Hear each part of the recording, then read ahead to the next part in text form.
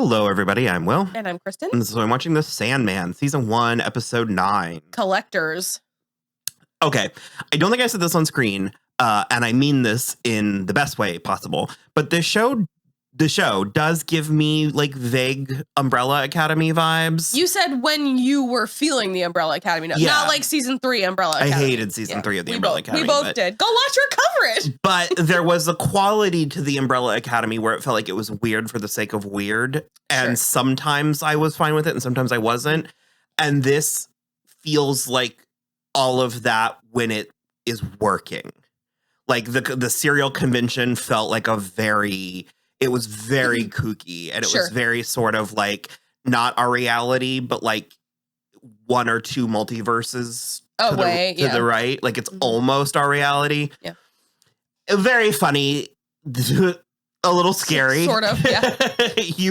Both of us were just utterly repulsed by Funland. Ugh.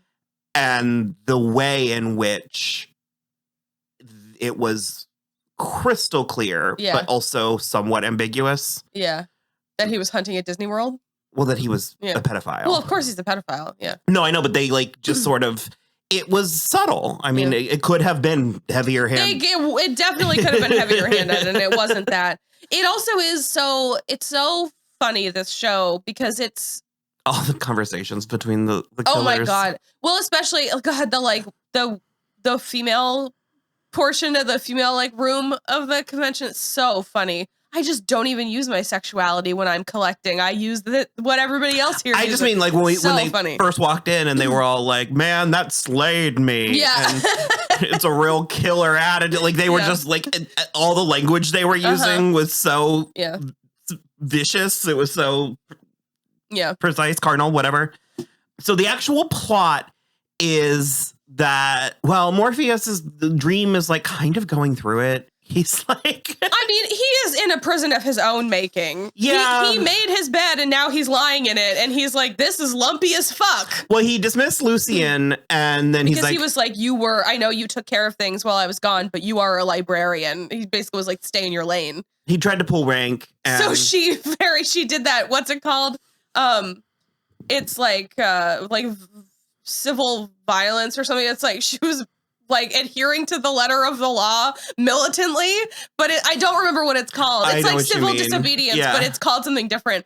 It's so funny because he came to her later and was like, "What do you think might be causing all of these like earthquakes or whatever?" And she goes, "Well, I'm just a librarian. I have no idea." It's so funny. I love her. But basically, she was right, which seems to be a Lucien special. Yep. And he was going to need help. And I'm having a hard time. We've been watching this all day. All day, yeah. We've got one left. We're getting Rose. There. Rose, yeah. Rose is a threat. She's a dream walker. Lita and her husband. It turns out her husband was a ghost. Yeah, he was dead. No, I understand that, but a ghost is something different than a dream or a memory or like, it made it seem like she was sort of holding him there and like the in-between in like a dream realm. I think they were both doing it because when Dream was talking to Hector, he was like, a ghost can't hide from his fate within the dreaming. And since she like got pregnant in the dream world, it's apparently dreams? Yes. Is it just that he's claiming it, or is it like I said, is this like incubus shit? I wouldn't put incubus on it, but I would say because everything that exists in the dreaming comes from his power, it is technically his both. Child. Okay. Yeah. I don't know that I would have like he's gonna come back for it at some point. In that moment, I'm not sure I would have done it then. I don't think I would have been like, let me disintegrate your husband in front of you, and also BT Dubs, I'm going to steal your fake baby at some point. Because he pissed off Rose in the process. He did, yeah. But no, they were,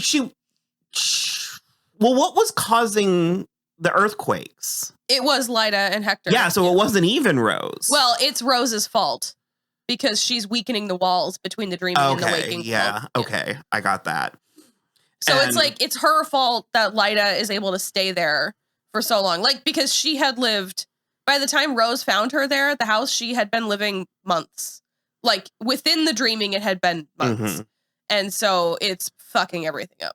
Because she did have that line about time moves differently, which is pretty standard. Yeah. So Rose is on a road trip with Gilbert to Georgia, where Corinthian has Jed. Yep. Gilbert, I'm satisfied. I was a little suspicious of the B&B. There was just something about it. It had a Miss Peregrine quality or something. I was kind of right. Yeah, because you thought that maybe it was the Bowling Green? Fiddler's Green. What's Bowling Green? It's like a city.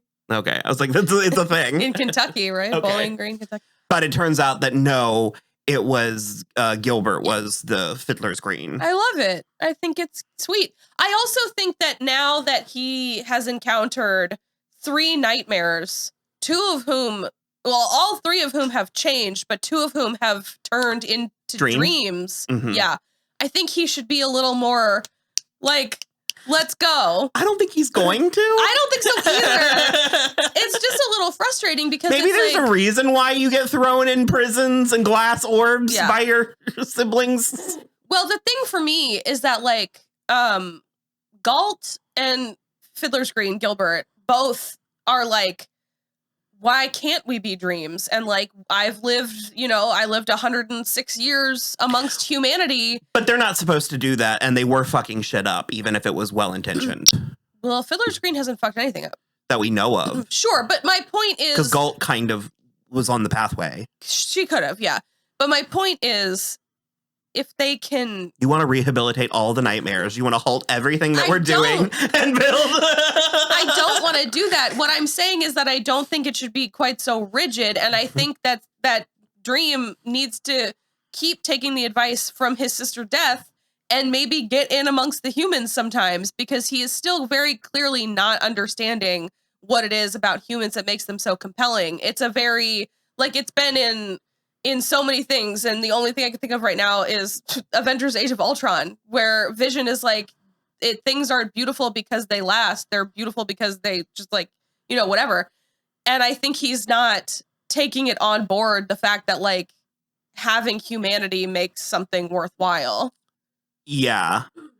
And certainly that, or he needs to spend a little bit more time with his friend Hobb. And like have more than just like vague hour-long conversations, because Hobb might be able to be a liaison for him to fill in some of those blanks. Because he is like immortal, but also still human, technically. And also maybe they should just make out. Just saying. This show is so fucking gay. Boyd Holbrook is fucking his way through America. You were like drowning in dicks, and I was like, I believe the term is choking. Just gobbling. Literally it's because it's like also like I was really sad for Philip. I wanted him to. He's been I figured he was gonna die. I just wanted him to get it in first. So he's been like charming women because he met Unity and he was like sort of charming her too, but he is like dicking down the dudes. It's hysterical. I love it. I think it's so fun. I love how queer fantasy is. It feels right, but it feels sort of like this. Like, is this the slippery slope that conservatives are always going off on? This is the future liberals want. I don't know. It was very funny. We were talking about Gob. What was his name? I'm sorry.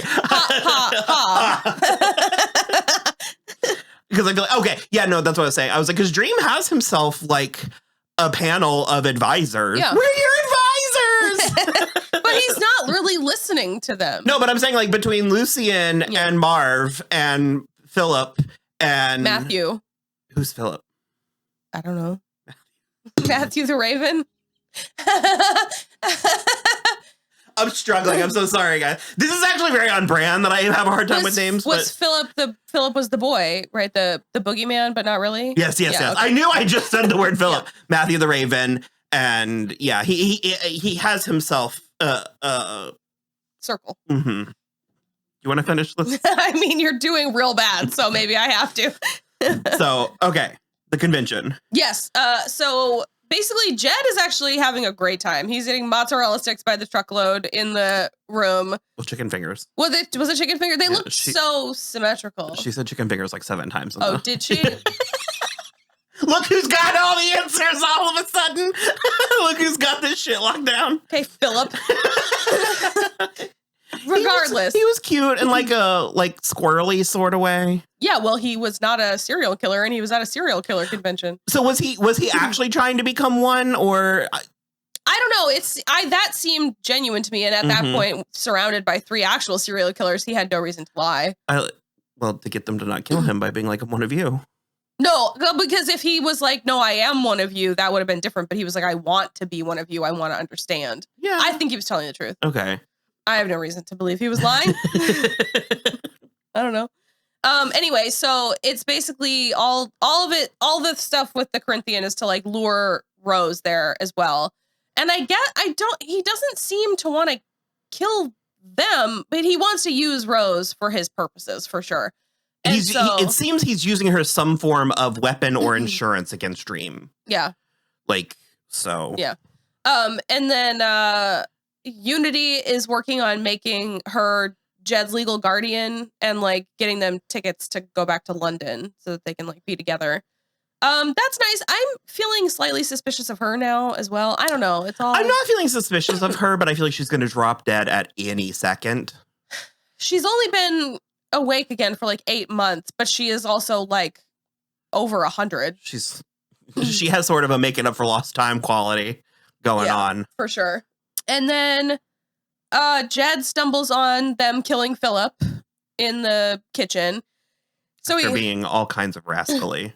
Yeah, he was like, the Corinthian was like, don't leave this room. And very rightly, because he's the only acceptable parental figure in this show so far. You were like, this is the best like parental dynamic he's had in his entire life. He's so charming. He's being so cute with Jed. I trust him. It's so charming.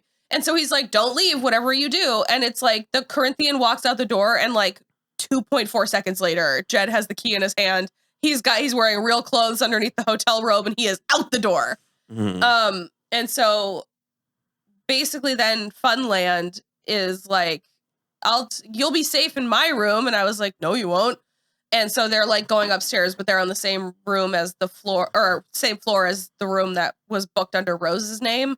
And so they like see each other and Funland gets all mad. And then he like is chasing them and going to kill them. And the Corinthian Fiddler's Green like recognized him and went and told. Yeah. And so he came like back home or whatever. It was sort of, I wish he had left a little bit more detailed of a message for Rose, but he didn't know she was a vortex. No. It like Lucien had to tell him. So basically at the last minute, the Corinthian kills Funland and saves the kids. And he's like, you're safe with me. And I'm just like, no, you're not. Yeah. So I don't know. I mean, I don't think that they're in immediate danger. Jed might be. But like I said, I think he's going to use Rose either as insurance or as a weapon. Well, and the other thing, too, is if he kills Jed, then there's no more bargaining chip. So Rose would not.